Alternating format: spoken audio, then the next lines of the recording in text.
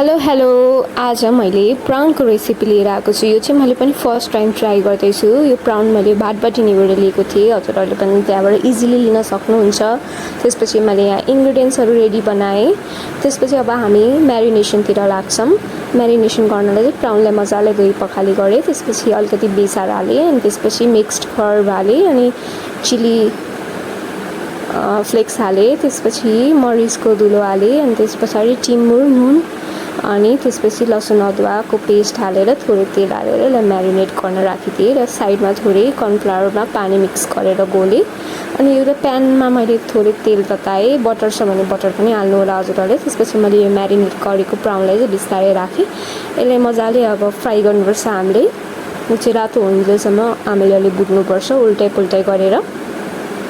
अब यति बेला चाहिँ हाम्रो प्राउन पनि फ्राई भइसक्यो। अनि फेरि मैले थोरै तेल एड गरेर मजाले अनियन र लसुनलाई चाहिँ मजाले फ्राई गरेँ। त्यसपछि मैले ketchup, soya sauce, green chilli sauce अनि वाइट पेपर हालेर अनि त्यो कर्नफ्लोरको मिक्सर हालेँ अनि राइससँग हामीले प्राउन सर्भ गरेर खाएँ। ट्राई गरिसेला अनि अरू रेसिपी हजुरहरूसँग छ भने मेरो कमेन्ट बक्समा ड्रप गरिदिसेला।